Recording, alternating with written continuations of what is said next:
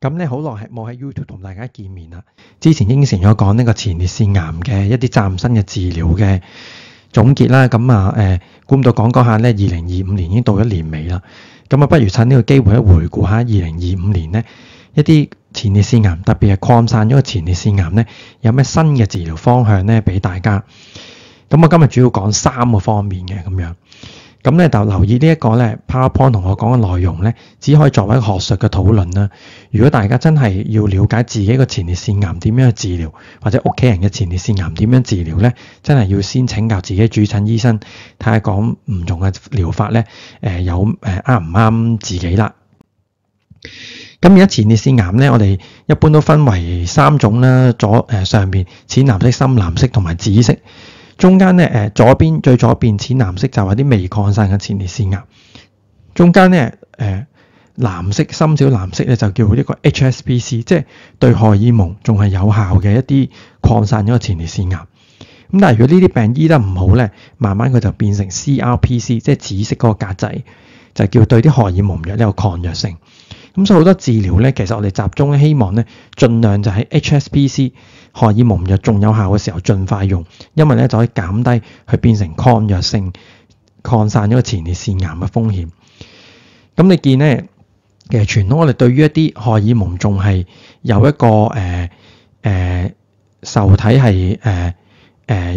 陽性嘅，即係仲係荷爾蒙藥有效嘅咧，我哋會用呢個 ADT 加 ARPI。ADT 即係一個男性荷爾蒙藥，阻截呢個男性嘅荷爾蒙啦。ARPI 就係有啲俗稱叫超級荷爾蒙藥嘅一啲口服嘅標靶藥。咁而家無論絕大部分病人，如果而家初發病都係用呢個方法㗎啦。咁當然你見下邊好多格仔就係話喺荷爾蒙有效治療嘅一個嘅前列腺癌咧，其實而家多咗好多唔同嘅種類嘅各種標靶藥去到結合一齊用，但係 ADT 男性荷爾蒙藥仍然係個骨幹。咁今日咧就講話第一部分就會講話我哋如果有留意我以前出開片咧，都有介紹一個治療叫 LU177PSMA。咁呢一種治療咧就係話係一啲放射性嘅藥物。如果詳細咧就睇翻我上年出嘅嗰條片咧，都講得好清楚 LU177 究竟有咩副作用啊，適合啲咩人啊咁樣用。以往咧我哋咧就早2年前仲覺得LU177 呢一種療法咧咁好嘅治療咧，其實只係對一啲抗藥性嘅荷爾蒙抗藥嘅前列腺癌啦，或者對啲甚至化療失效嘅人先有用。咁但係咧慢慢我哋越嚟越多數據發現，原來早啲用係比較好嘅，未用化療之前用咧可能都有一個效果。甚至今年一個研究出咗就係話咧，未有抗藥性嘅時候，荷爾蒙藥有效，一發病咧即刻用 ADT 啦，荷爾蒙藥加啲口服標靶藥，再加埋 LU177 咧，可能對某啲病人咧都有一個好處。咁我哋一齊去睇一睇啦。上次嗰條片都講過，其實咧呢個 LU177 呢個治療咧，佢主要係黐落個前列腺癌上面嘅 PSMA 受體啦。而 PSMA 受體咧，其實係一啲未有抗藥性嘅前列腺癌咧，95% 都有。咁如果你話已經開始有抗藥性嗰啲，只係得7%，甚至有啲已經更加惡變咗小細胞癌嗰啲咧，其實咧可能只係得3%都有。咁即係呢一個喺從一個概念上咧，我哋會知道其實可能 LU177 PSM 呢種治療咧，呢種放射性藥物治療就係越早用咧，可能係比較好一啲。咁我哋成日講呢一種放射性 LU177 嘅治療咧，其實只係其中一種我哋而家越嚟越興起用嘅一啲叫 theranostic， 即係話咧，我哋打咗啲藥水，唔係淨係想好似 PET scan 睇到個腫瘤，而係睇到之後，我哋更加發覺，我哋既然睇到佢，即係話咧，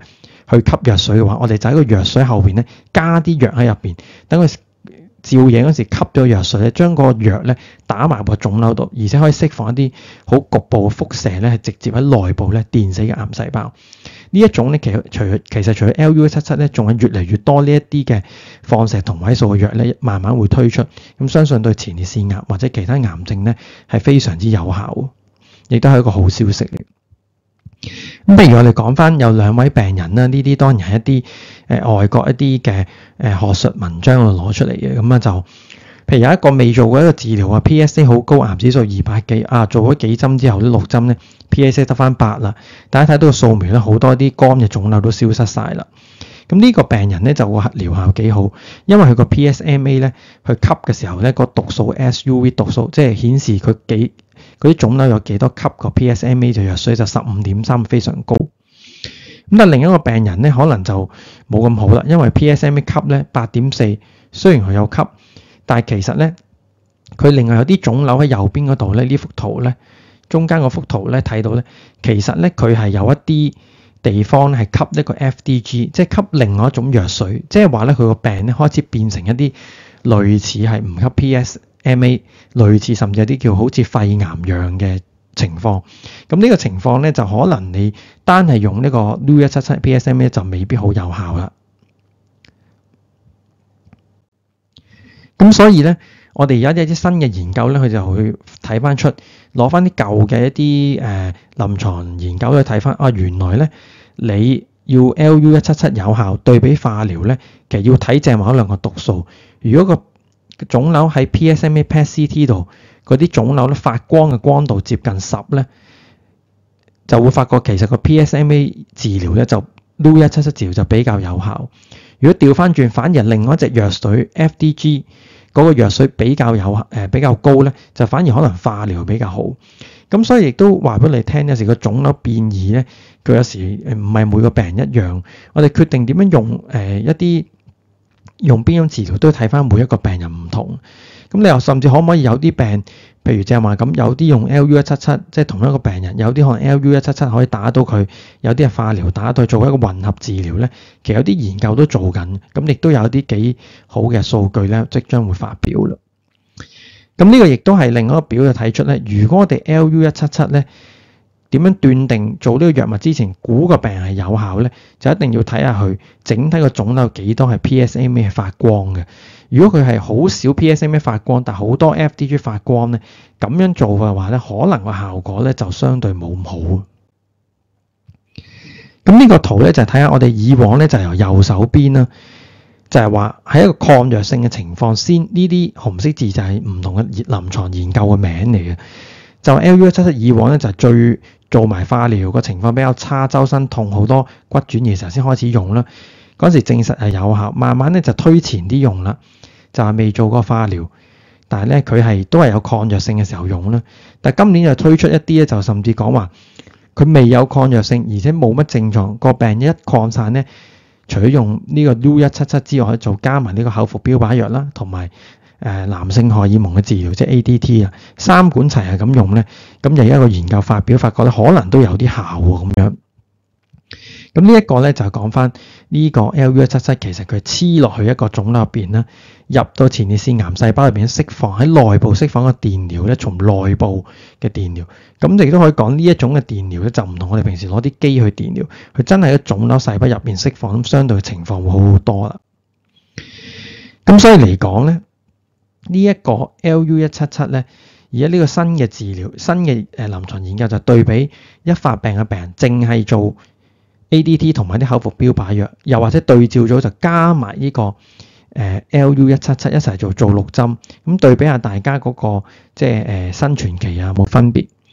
咁發覺咧，原來我哋有一個叫 PFS， 即係話咧冇惡化生存期，即係個病可以受控嘅時間咧，原來加埋 Lu-177係長好多。咁呢幅圖呢個係中線啦，如果偏向左邊嘅話咧，個線即係每一種嘅病人咧，其實都係偏向咧有好處，就係加埋個 Lu-177去用。咁當然啦，我哋最緊要做呢啲癌症嘅研究，就係睇下究竟咁整體嘅生存期 overall survival， 英文叫 OS。咁兩班人會唔會因為用咗呢個藥加重咗啦？以前淨係荷爾蒙藥加啲口服標靶藥，而家甚至唔單止係咁啦，3種治療一齊用，加多6針 Lu-177，究竟佢整體生存期有冇改變呢？暫時睇好似未有，但係亦都可以睇呢個研究其實咧跟進嘅時間未夠長，所以咧可能要多啲時間咧再跟進先睇得出究竟嘅生存期有冇真係增加咗。咁即係換言之，可以講話個病咧加咗 Lu-177。一發病嘅時候就肯定可以壓抑到好多癌細胞，但係究竟係早啲用定係等佢個病開始有抗藥先用，對佢生存期會好啲咧？暫時咧個數據咧未係好我哋叫未係好 mature， 即係未知道究竟係咩，仲要可能等多1-2年嘅時間咧先有更多數據發表。咁但係唔使講啦，原本用2種藥，而家一早加埋 LV177，一定多啲副作用，譬如口乾啊、攰啊，影響嗰個有啲反胃啊，同埋肚屙啊咁樣，或者個味覺改變啊。又或者咧用咗 LV177就點計嚟講咧，對比淨係用 ADT 或者淨係用一啲標靶藥咧，就肯定係多啲貧血啊、血小板低啊，或者係白血球低嘅啦。咁所以咧，我哋都要諗咧，係咪每一個病人都適用？一開始病人就加埋 LV177咧，都要睇究竟個病人係咪真係個擴散好多啦，同埋我哋都要等到數據，究竟嘅生存期咪過多幾年睇真係長咗，同埋都要了解究竟我哋而家如果好早用呢個 LV177，究竟有冇啲長期一啲安全性嘅問題咧？咁呢啲都係要醫生判斷啦，同埋去睇翻每個病人嘅情況唔同，當然都要等待更多嘅研究數據啦。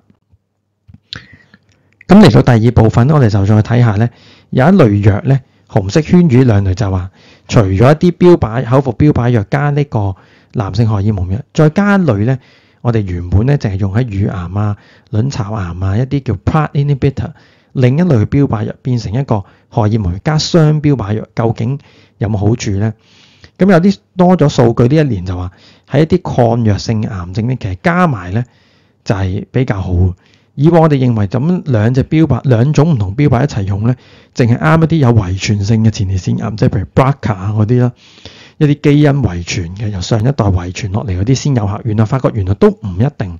有啲唔係遺傳性嘅，你加埋呢隻藥咧，一樣雙標靶藥嚟講咧，嗰個效果咧亦都係更加好嘅。呢個都係今年咧嘅數據比較充分一啲。咁所以我成日同啲病人講咧，我哋去治療前列腺癌咧，醫到咁上下，由啱啱病到未有抗藥性到抗藥性咧，久唔久我哋要抽血驗下啲基因嘅，因為抽血驗到啲基因就睇到個病會唔會其實改變咗，多咗好多唔同嘅基因突變。咁我哋就可以，如果揾啱有一類嘅基因突變咧，我哋就可以用雙標靶藥去治療咧，就好過單係用呢個嘅傳統嘅一個 ADT 再加傳統嘅一啲口服荷爾蒙藥嘅。咁譬如有時咧，我哋無意中有啲病可能進展咗，我哋抽血驗到一個 CDK12嘅基因突變啦。咁呢一個基因突變咧，就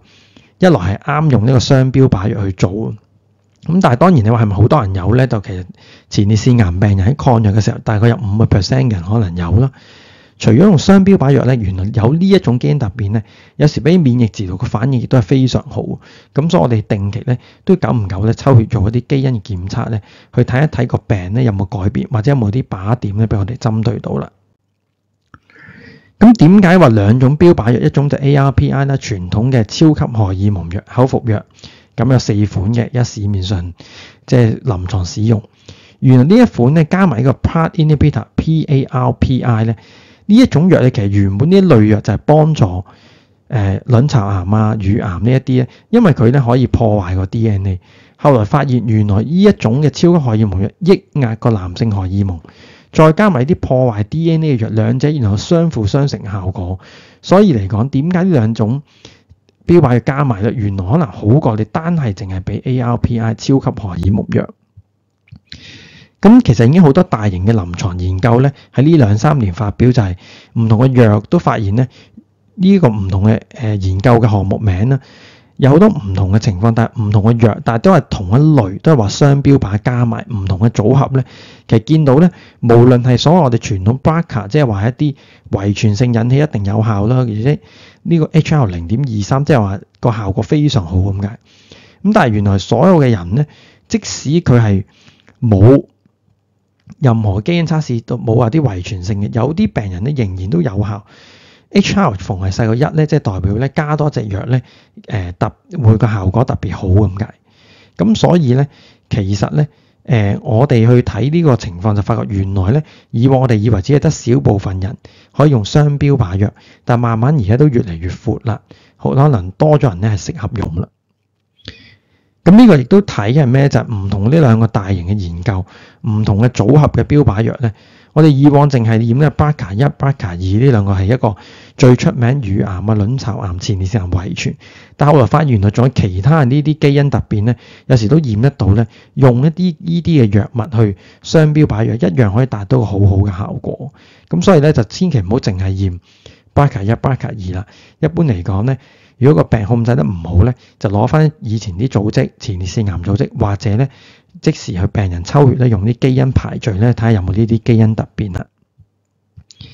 咁呢個咧亦都係一啲喺美國嘅 FDA 佢哋自己做嘅一啲數據咧，發覺將咁多個研究拉埋咧，原來有啲譬如 CDK12啊，呢個 PALB2 啲基因突變咧，都係有一個好好嘅效果嘅。如果用雙標靶藥，咁後來咧，而家我哋仲諗咧，話會唔會雙標靶藥加埋荷爾蒙藥，再加埋可以加埋 LU177，全部即係好似將所有殺到癌嘅加埋一齊咧。咁其實有啲研究開始做緊，初步嘅數據幾好，但係我哋當然加咁多藥咧，我哋就要小心安全性嘅問題啦，即係副作用會唔會太大，特別貧血啊、血小板低啊嗰啲啦。咁呢個亦都係另外一個研究咧，就係話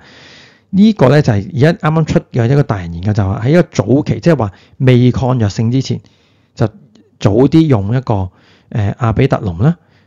同埋或者加啲阿比特龍，或者加一個ADT 即係男性荷爾蒙藥咧，咁加埋呢一隻嘅 niraparib 咧，究竟呢一 PARP inhibitor 係咪可以令到咧嗰個即係嗰個惡化情況減慢啊，增加生存期啊咁樣？咁其實都有一啲數據咧已經開始咗噶啦。咁但係亦都有人會問我，咁究竟如果係咁，會唔會用咗一隻先，跟住差咗先轉用第二隻？所以係 crossover study， 定係或者一定要兩隻一齊用咧就比較好啲咧？咁一個細型嘅研究咧就發覺咧，我哋如果拉埋呢頭兩個圖咧，就係話如果淨係單用一隻標靶藥，到失效嘅時候轉用第二隻，一般病人嗰個冇惡化嘅情況嘅時間有16個月，但係如果一齊用咧係有39個月，咁啊證明咧其實真係現實上咧都會話兩個標靶藥對某啲病人嚟講咧，其實有相輔相成嘅效果。咁呢一個咧亦都係正話講嘅研究，就係喺一啲未有抗藥性嘅前列腺癌，我哋用 ADT 啦，再加埋一個超級荷爾蒙藥，再加埋呢個 PARP inhibitor 即係雙標靶藥咧，發覺對好多唔同嘅基因突變咧，甚至對一啲叫 all comer， 即係話咧唔需要理佢有冇基因突變啊，照用咧，原來咧都有一個唔錯嘅效果。咁呢個當然啦，喺臨床方面咧，我哋要小心揀啲合適嘅病人使用啦。咁最後啦，第3樣嘢呢條片講到咧就係話，究竟咧我哋喺唔同嘅情況，喺擴散咗荷爾蒙藥有效或者荷爾蒙抗藥咧，其實 SBRT 咧做呢一個嘅高劑量立體定位放射治療對準式嘅，其實咧都有一啲好好嘅數據可以同大家分享下。咁 SBRT 咧，或者有啲人 SBRT 有啲地方叫 SABR， 其實都係同一樣嘢，就係話咧用一個高量，每次咧係個劑量咧有5 G 以上，就一個高量次數少，一般就少過10次咧，或者有人少過5次咧，高量精準嘅打到個啲擴散嘅腫瘤咧，其實係幫到前列腺癌。我哋傳統以為咧，凡係擴散咗右邊幅圖，原發嗰個係粉紅色，擴散咗紅色，以為擴散咗咧就唔需要再電呢個原發啦，唔使電呢啲位啦。但係原來我哋後來咧發現唔係，原來逢係呢啲前列腺癌擴散咗咧，佢好似路軌咁樣走，即係由一個車站走去另一個車站。即係有一條係荃灣線，有一條係港島線。如果你趁佢擴散咗某啲位，盡快用電療 SBRT 去打咗佢咧，阻截咗個腫瘤個殺死嗰度腫瘤，佢就冇得再向上擴散，咁就可以增加生存期同埋減低抗藥性嘅出現。而且原來擴散咗個腫瘤咧，佢同原發嗰個腫瘤有啲溝通嘅，佢哋當中咧會透過血液咧分泌啲因子溝通咧，對產生呢個抗藥性。咁所以我哋通常見到如果個擴散情況唔係好多，可能5個地方或者10個地方以下咧，我哋都會用一啲叫 SBRT 將全部見到腫瘤咧盡快清除去，就唔好話諗住單靠藥物，因為藥物有時咧如果出現抗藥性咧就要轉藥。咁所以大方就寧願話呢啲寡轉移。即係話少過5個地方轉移咧，早啲用 SBRT 咧就好過等藥物抗藥嘅時候先再諗用咩藥，因為藥物咧永遠留翻有效藥物咧作為以免不時之需係比較好。咁所以咧，我哋嗰個 rationale 咧點解要用呢個擴散都要用 SBRT， 就係話 seek and destroy， 即係話見到佢就即刻做低佢，就唔好咧俾佢繼續不斷咁擴散去。咁亦都有啲研究咧，早幾年出咧，就比較咧，究竟一班人下邊嗰條線咧，就話淨係觀察即係一個有寡轉移嘅情況，淨係用傳統嘅一啲荷爾蒙藥。上面嗰個咧就係話加埋一個 MDT， 即係話對準呢啲腫瘤度嘅SBRT 電療，發覺生存期咧其實呢個 curve 係高，呢個 curve 即係話呢個生存期嘅機率係高啲。咁另外一個研究亦都帶出差唔多嘅結論，就係話有一班人咧有擴散，淨係用一啲藥物去控制啦。咁你見呢一條啱咧就跌得快啲，呢個死亡率增加。但係呢上面個 curve 就加埋呢個 SABR 即係 SBRT 啦，高劑量嘅電療，其實個生存期每一個 time point 咧都係比較高。咁呢個亦都係用其他方法去睇啦。咁所以咧，如果係有 no untreated lesion， 即係話將所有嘅腫瘤見到嘅地方全部用 SBRT 打晒咧，其實咧就會好過你留翻一啲腫瘤咧，仲俾佢喺個 PET scan 度活躍到嘅。咁呢個亦都係差唔多嘅情況，就係話盡量咧就係用 SBRT 去治療翻呢個嘅疾病咁樣。咁所以咧今日呢條片咧就係一個好快嘅講下2025年最新 update 啦。我哋可以總結3樣嘢，就係前列腺癌嘅治療。3樣嘢，第一就係 LU177 PSMA 或者其他呢一類放射性藥物咧，將來將會越嚟越早使用，可能亦都會越嚟用越多，因為對個生存期咧其實係有幫助，減低個惡化情況有幫助。第二咧就係如果某部分病人特別啲好多我哋叫特別嘅基因突變啦，即係譬如 BRCA、ATM 呢一啲對 DNA 修復有問題嘅基因突變嘅病人咧，可能用男性荷爾蒙藥再加雙標靶藥咧，比用單標靶藥更加好，而且早用嘅情況可能比遲用更加好。最後就係如果有寡轉移，即係發病嘅時候發覺擴散地方唔係好多，有幾嚿骨、幾嚿淋巴，其實最好咧就包括埋原發前列腺嘅地方咧，盡早做呢個 SBRT 咧，對個病嘅控制咧會好好多。咁今日咧分享到呢一度，遲下我再會出一條片咧，講下前列腺癌一啲前瞻性將來會好快會有嘅一啲，譬如免疫治療啊，譬如一啲更加新穎嘅一啲標靶藥啊咁，再為大家介紹。大家如果對於癌症嘅嶄新藥物有咩問題咧，